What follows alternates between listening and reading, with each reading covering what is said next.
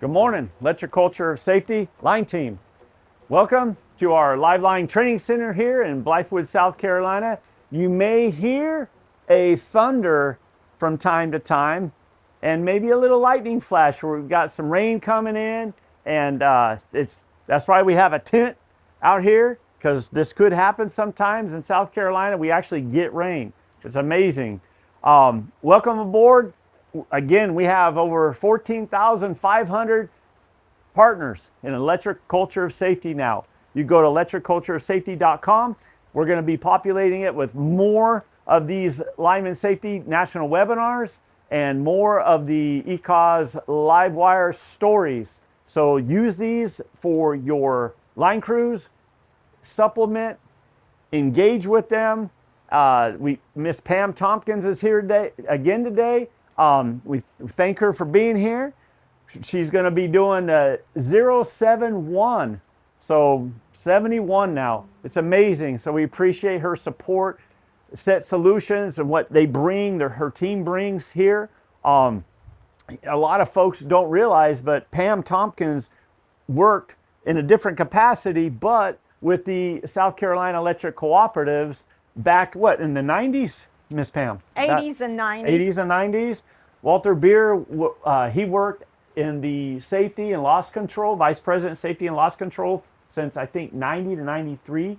And so you guys ran across each other from time to time. Oh, yeah. And so they're familiar, and that's amazing how this comes full circle. I always think it's just amazing how we meet people in our life, and then from time to time we come full circle, and it's like, how did that's amazing. So again, here's Pam, and Miss Pam, thank you for coming here. Thank you. Appreciate y'all coming here, your support. Very much. Set Solutions. So give us a little rundown of Miss Pam and how you got into this industry back in the day. Well, I will tell you, it's a really long story, so I won't bore anyone, but I've been in the industry for a long time. Started in the major power company in my area. Then I was asked to come over to the electric cooperatives and work for an electric cooperative in the state of South Carolina. And then all of a sudden, I said to my husband, I said, I think I want to go out and preach the gospel of safety. Yeah. And he said, how wonderful. And I said to my boss at that time, I'm pretty sure I'm going to do this. And about a year later, I finally decided, hey, I'm going to do this. So I've been in consulting now for 25 years. In this great industry. I love it. Very tough to give it up, but I do love it. So thank you for having me. It's always great to come. Yeah, it's great, your support. So give us a little rundown of Set Solutions, some of the things that you all provide, your services, and what you do for our industry. So honestly, we have three core things. We are in the assessment business, because if you're going to be in safety, you've got to have an understanding of where you're at on a baseline. So we go in and help folks assess where their culture might be. And culture is really the way people do work within their organization. And then the second thing we have is consulting, certainly. And so helping folks build out systems, safe work practices, all the things that go around in the electric power industry. And then we have a training area. And Matt Edmonds, some of you folks know Matt, he kind of spearheads that area for us in training. We do a lot of training all the way from leadership, frontline leadership, into just basic training such as what you're going to see today. More technical training, we do some OSHA related training for the electric power industry. So that's really our core business. And I noticed in communicating with you from time to time, man, you're flying over here, you're going over there, you're going all around the country, you and Matt. And so basically you all take care of folks all around the country. Absolutely, correct? Yes. We work in pretty much in every state we have worked in. And we do work in Canada, and we've done work in the Caribbean. I've done a good bit of work in the Caribbean over the years. That's awesome. Yes. So this is going to be a technical. This is going to be something that's really exciting. The reducing arc flash hazards through effective controls.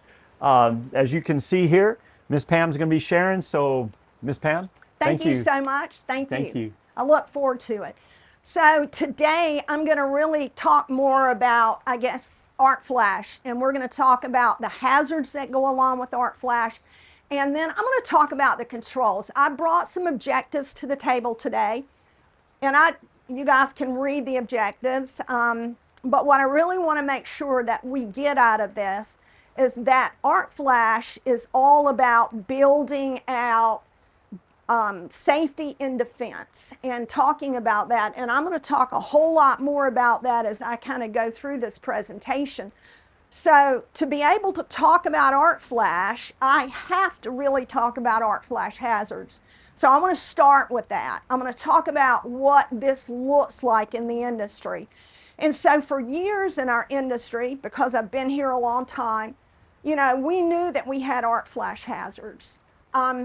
But we didn't see a lot of things happening in that area because I'll be honest, a lot of the work we do is in the open air area. So I'm going to talk today about the differences between open air and arc in a box. So you'll connect the dots there. But let's start out with this concept of arc flash hazards. And you know, when you think of something, you think of something extremely hot. You talk about here on the slide, it's saying 35,000 degrees. There is no way that us, the human body, could even get close to that. So I've given you some comparisons here, and I love the very last one because a household oven. I know that sometimes when you're opening the oven and all of this kind of heat is coming out of it, how hot it is, it takes your breath and you're thinking, my gosh, how hot it would be inside that oven. But it's only at 500 degrees. And you consider what these serious conditions are that could happen within our industry, these catastrophic explosions at possibly up to 35,000 degrees. There are two major areas that we talk about when we talk about arc flash. Something called an impact, and I've got a slide that's going to kind of give you some of that information, and then the burn side of it. So I want to address both of those to set the stage for, all right, we have these hazards and how are we going to control them? So in the impact side of the house, we have many, many different things that happen when you have a catastrophic explosion occur.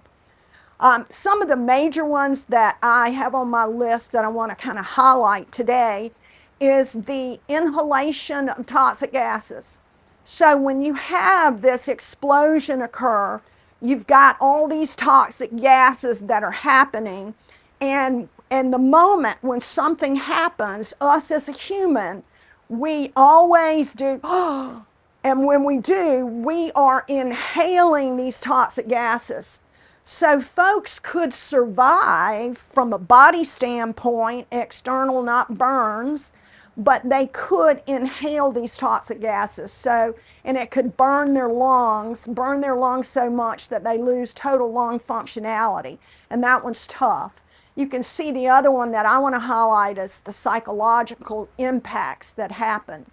When these major catastrophic events occur, and I can just tell you from our company being in the consulting world, people many times that are not even involved in these catastrophic events, but maybe saw it, really never come back to work. And I don't know how else to say that, because they have serious psychological damage.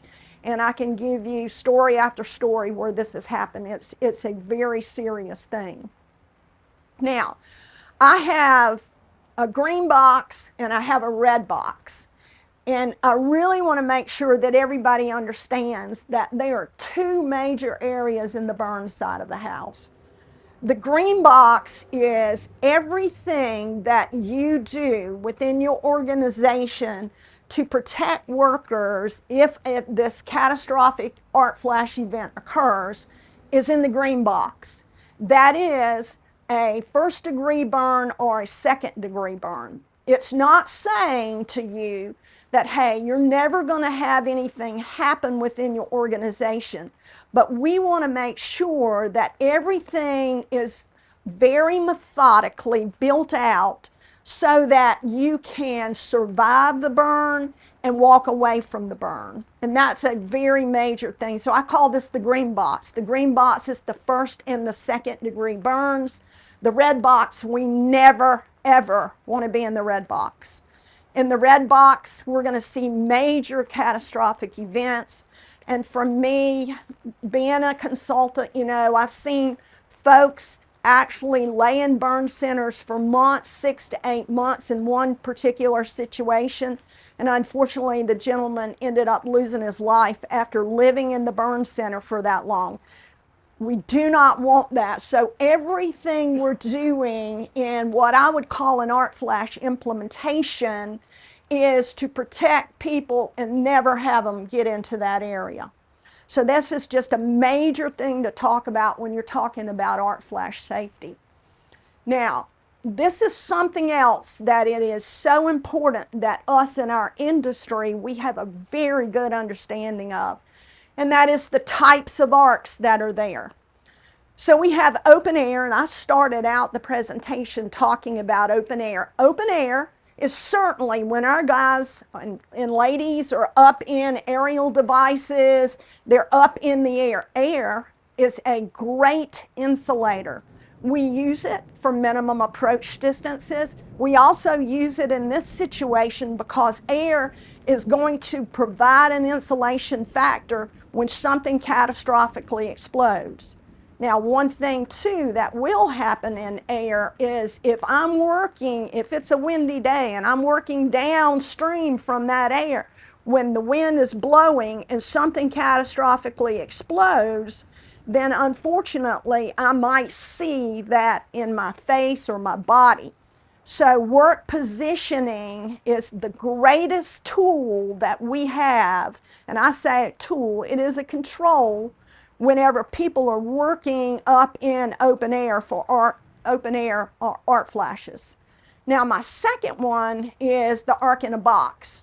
Do we have arc in a box in our industry? Absolutely we have it. So you may work in generation facilities, you may work in some T&D facilities that have metal clad switchgear. We certainly have it there, but we definitely also have it in the URD world and in the underground world every single day.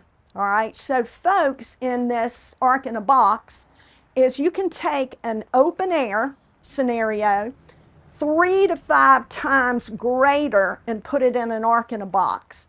It's regenerating itself and it's now coming straight out at me. I don't have air as an insulator, so it is a very, very serious situation. And here I'm even showing it as a higher hazard, much higher hazard, because it doesn't have any place to go. It's going to come straight out at me.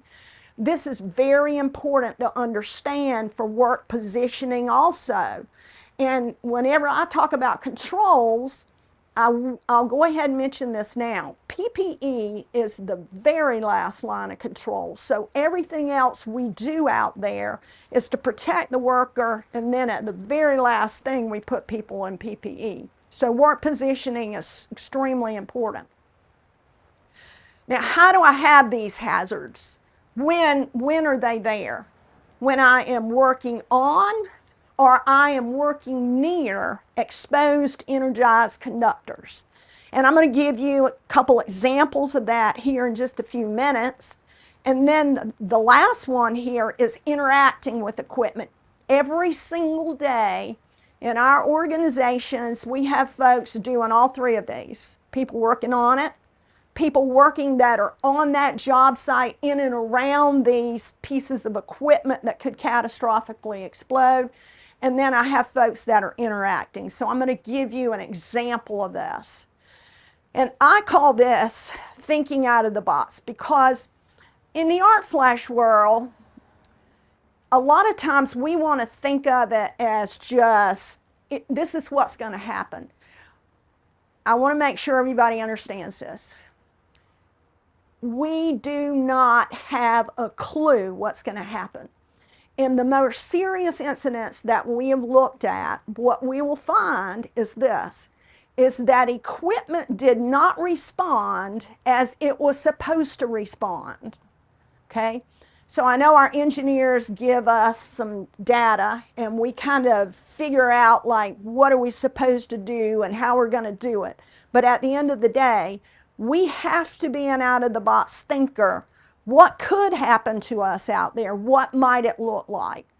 So in this scenario, this was in a generation facility. This is 8:20 one night. A young man goes out and he is going to put an electrical system back into service. It was a 4160 breaker.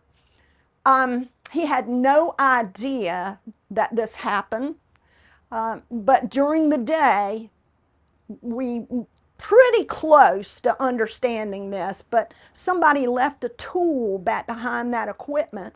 So when they rack the equipment in, we have got a massive catastrophic event. We have got a young man that started out with a 40 cal suit, and now they've gone to this. Our organization, we were working with this client at the time. They had 9 generation facilities. And I'll tell you, this was a tough one, very tough. 2 months after we started with electrical safety work, that this happened. Now, I will tell you, this young man walked away from it, had 1/3 degree burn on his face, but what saved him was I talked about these ionized gases coming toward him. He had taken an OSHA 10-hour class, and he said the instructor told him, anytime you think that there is going to be some type of flash or something happen, take a deep breath before you make the initiation. And that's exactly what he did that day. So instead of sucking in those ionized gases, he was blowing out. I will tell you that most likely, along with the PPE at this point, saved his life. There are a lot of other things that we would think about in this incident, but I wanted to tell you, when you least expect it, this equipment had just been PM'd not long ago, but it did not respond as it should have. This young man was in this arc flash. He ended up having about 100 calories of arc flash in his head and about 80 calories in his body. The next one is when you least expect it. This one is interacting. The particular person that goes to it, he was not going to do any work that day. The only thing he was going to do is open the cabinet. He was going to do a visual inspection. So he's just interacting. He's opening the equipment. This equipment actually had a metal rod that went up.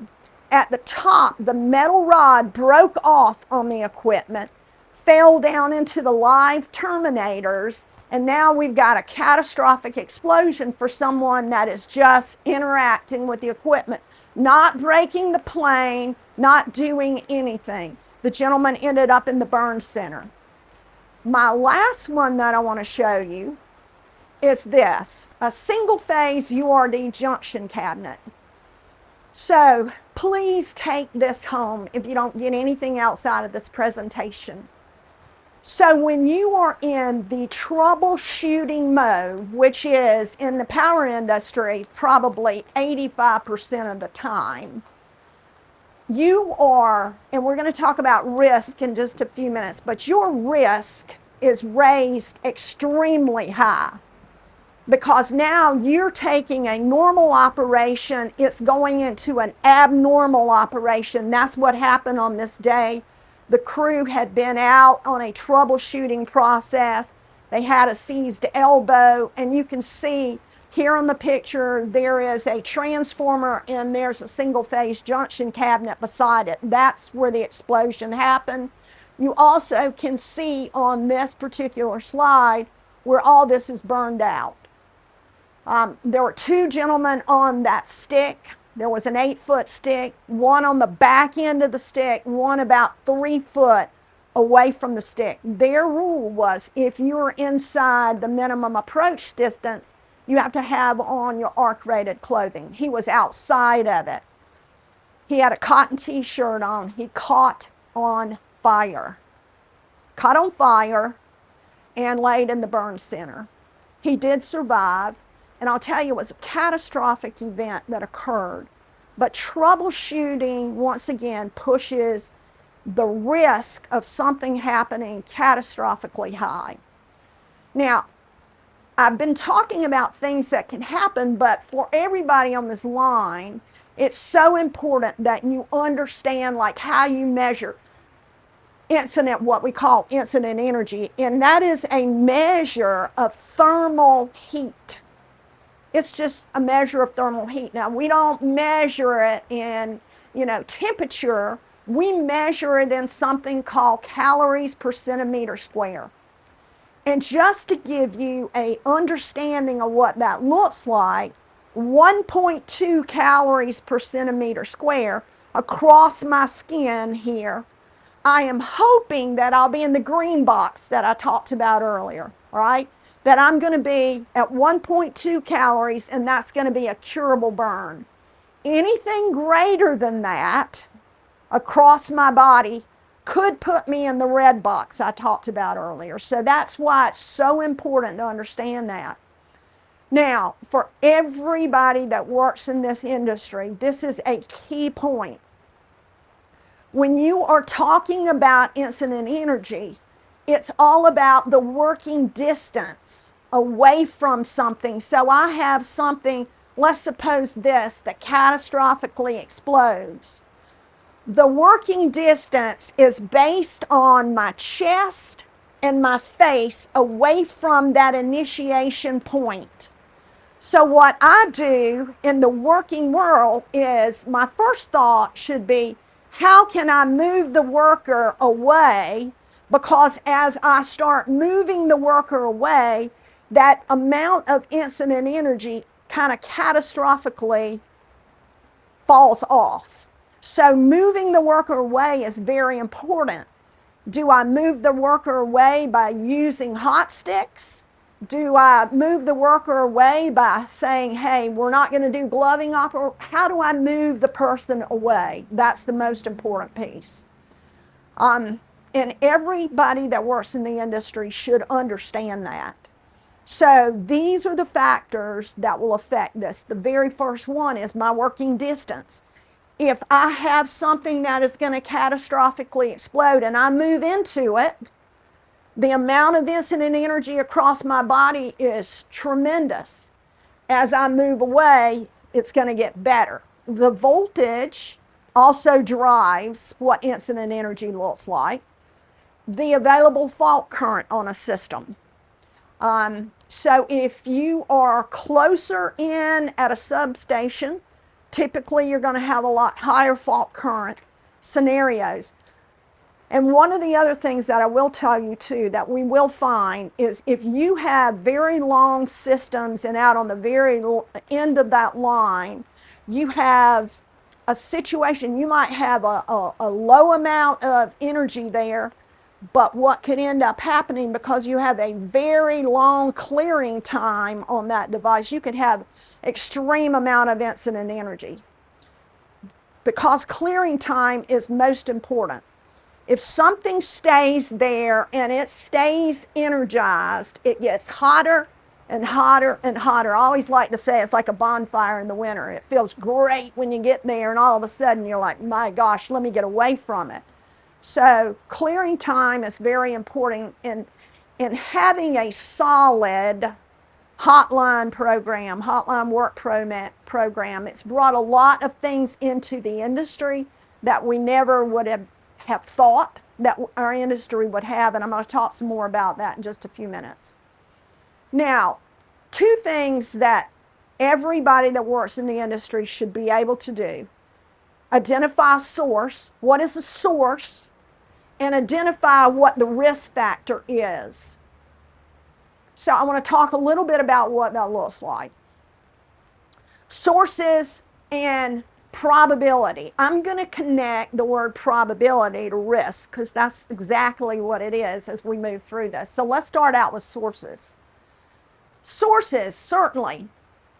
If I've got anything unguarded, I've got a live energized part, anything that is a switch and it kind of arcs in a normal operation. If I've got a sliding part like a metal clad switch gear that slides into something, And then my last one is if I have equipment that is subject to failure. So I just said that, troubleshooting mode. You're already in the troubleshooting mode. So, and then the last thing is sources of flames. I already know if I have an open flame or I have something that could ignite. So let me make sure I connect a dot for you, because it talked about, what's the probability. I want to look at a source, and then I want to figure out from that source, what is the probability that something could happen? Well, that's risk. Risk is all about probability and severity. It also connects frequency and a few other things. But for me, if I was a worker, I look at this source and then I say, okay, well, what's the probability of a catastrophic explosion there? And if it does happen, how bad is it going to be? So if I'm in the open air, I know I've got air as my insulator, and I know that I've work positioning and all the things that go along with that. My severity might not be as bad, or it won't be as bad as if I'm standing in front of a cabinet with something that I'm getting ready to do from a troubleshooting standpoint. So let's look at what causes risk factors to go up or down, up or down. So a risk factor, the good thing for us is this, and I want to make sure, if you have equipment that's been properly installed, and one of the greatest things we have in arc flash safety is equipment maintenance. So if equipment that we utilize is being maintained, the chances or the risk, the probability of something catastrophically exploding goes down.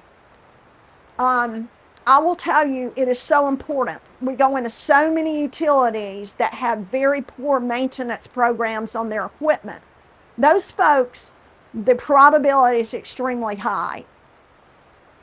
The other thing, and I've got it kind of italicized here because this one's really important.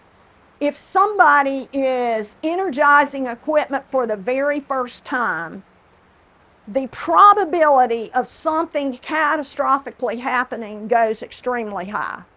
So this is a very important piece. Or if you are re-energizing something after an event occurs, the probability shoots really high.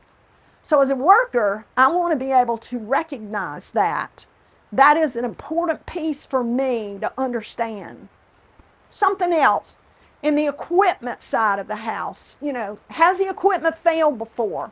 Is there any evidence of impending failure, any oil that I could see anywhere? Is there anything that's happened to this equipment?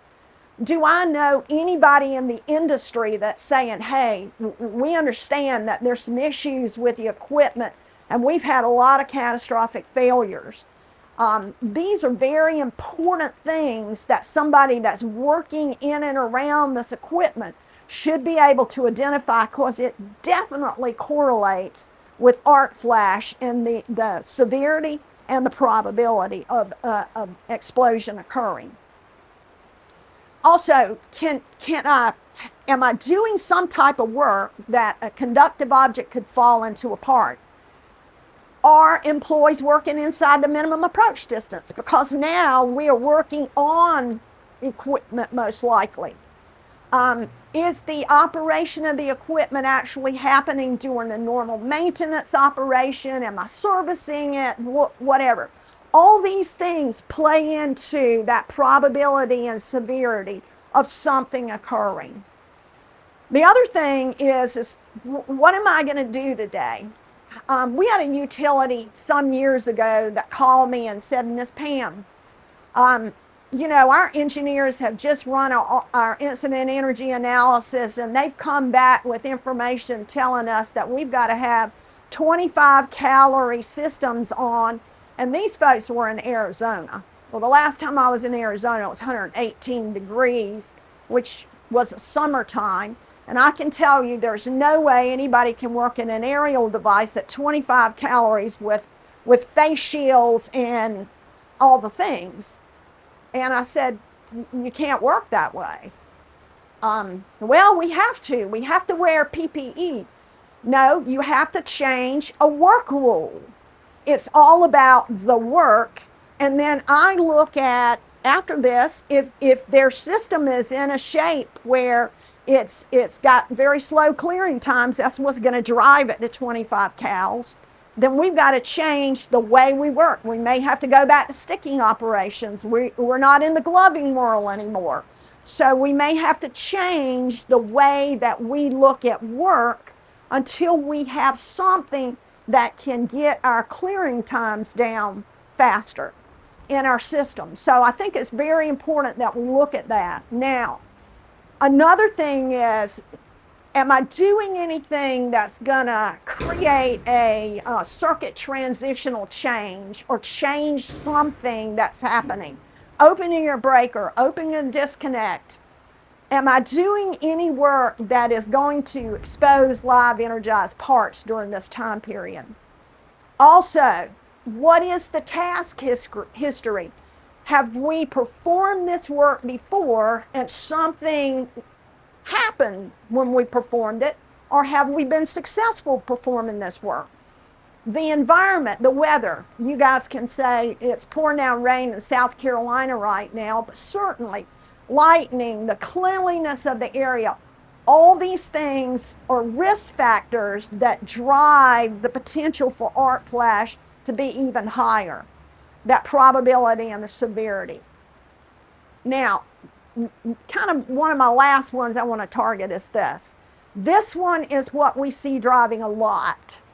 And these are biases and errors. I go out as a worker and I think it'll work.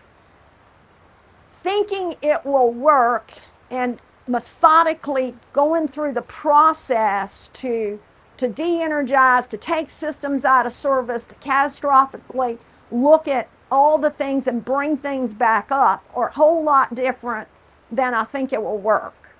We see that a lot in the arc flash world. It worked last time, so let's try it. There are errors a lot of times in maps and switching and folks that are relying on information that's not correct. We have some utilities that are growing so fast that they're putting systems on and people are having to go out in the field and they didn't even know the system was there. So it's crazy things happening. Understanding and knowing that there are a lot of errors that are occurring, whether it be from an organizational standpoint or from a worker standpoint, that are going to drive that probability and severity higher. All right, so there are a lot more things. That was fast and furious, and I know this, but hopefully it gave you some thought into, arc flash is very much, I've got to think through this. I've got to assess what my work process looks like. And then once I assess that, I've got to do something about it. I've got to make an action item. I've got to control that. So let's look at how we control it. It is not here. So when arc flash became very much prevalent in this industry, and I still get these kind of calls, is folks would call up and say, well, what kind of PPE do I need to have my people in? I don't know. PPE is the last line of defense, and certainly you want to have folks in personal protective equipment as the last line of defense. But there is so much more in the world of arc flash and anything we do in electric power that you should be looking at before you think about personal protective equipment. So that's the last thing we'll talk about. We've got a few slides on that. First thing is elimination. I want to take it out of service. In the troubleshooting node, I'm going to urge you. Instead of saying, let's try it, back up, take the systems out of service, start bringing them back up effectively. Take something out of service. If you've got a seized elbow, don't try to pull it, because that's where you're going to start seeing catastrophic events. Your severity, your probability going to start coming up. So make sure that elimination is something that's on the very top.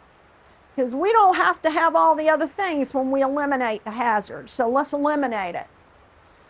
Engineering controls. Art Flash, it is a great, great, great thing that has come to the table for us. It has changed power systems from very small municipal systems all up to the greatest and largest power systems in the United States. Because of Art Flash, we see system designs changing. Hopefully within your organizations and the organizations that you work, if you're a contractor, you have some proactive folks that are building out systems that are fully coordinated and are working correctly to support it. SCADA controlled equipment, we have a lot of that so that we don't have to send workers out a lot of times. So we see a lot of that. Hotline tags. A hotline tag in our world on a breaker is instantaneous, hopefully 3 to 5 cycles. And hopefully you never even get an opportunity to see much because you've got a system that's automated so well that it's going to take out anything before that energy level picks up and gets hot enough to cause damage. So if you've got something that you are utilizing hotline tags, great. Low brake devices. We still, and I've known this within the last couple months, so we still see organizations that are not using appropriate low brake devices. You know, there's just way too many things to choose from out there, but you should not be braking load unless you have an appropriate device. That's an engineering control that I'm going to ensure that I, talk about because it's a very important piece. All right, job planning, administrative control. And this is all about safety, defense in depth. So the way we look at safety is this. Safety is just not about the PPE, right? So it's all these other barriers we put up. In the Art Flash world, you've got to have multiple barriers. The way we work, the way we position our bodies, the tools that we use, the work process, all the things that we are doing. And then, right at the very last, we're going to put people in PPE. But this should be a methodic process that we're all thinking through and understanding. There are other things that go along with administrative controls, training, like the ease of movement. Can we get in and out of this equipment? There's a lot of underground equipment, URD equipment, that you can't even get to. Utilities are in areas where folks have walls built. They have shrubbery all around it, all the things that create a pretty serious situation for the worker, but they also drive the probability and severity of Art Flash occurring higher. Work method we talked about earlier, the work positioning, very important piece. I started out talking about work positioning. I'll probably say it another couple times in this presentation, but the way that a worker positions themselves, whether being in the air or on the ground, is a very important piece. Some other things, communication. We see this sometimes as a barrier that failed. And that barrier is either switching and clearances in the communication world, or folks not appropriately applying lockout, tagout devices. And sometimes that is, or going to drive, not sometimes, but it will drive the probability and severity extremely high when things are not working like folks think that they are. Okay? Now, I'll give you a control that works, and this is why in the overhead world we see sometimes when something goes, an event occur, something does not go phase to phase. It's because we are utilizing rubber cover-up. And a lot of times that rubber cover-up is going to stop the arcing event from occurring, but only when it is applied appropriately.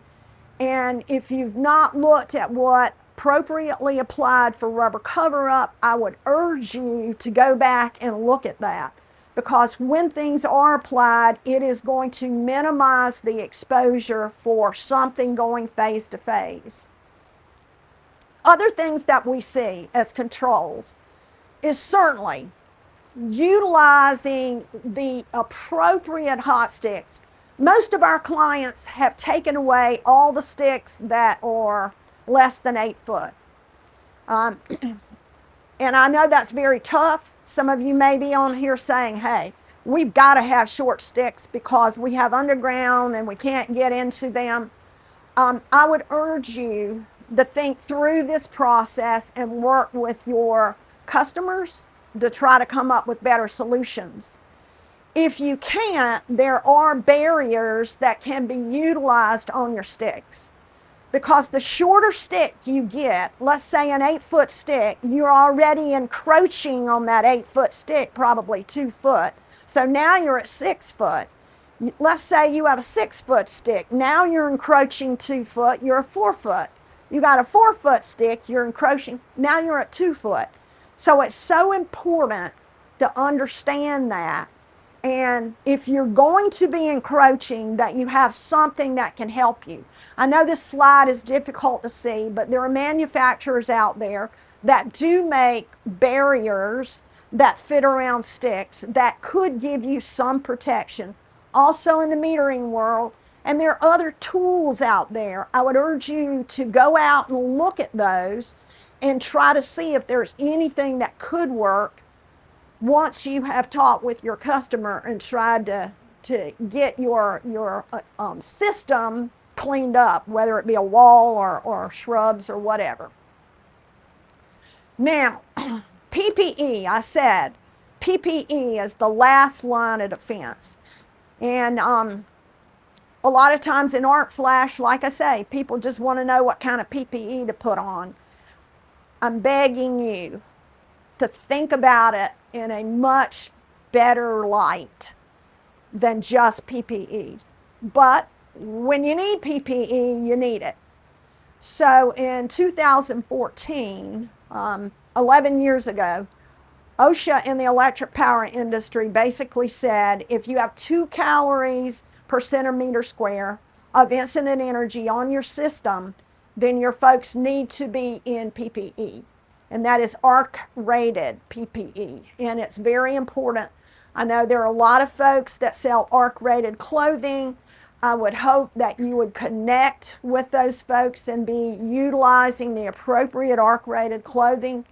I will say that PPE, this ARC rated clothing, does have to be provided by the employer because it is PPE. Now, I want to mention this.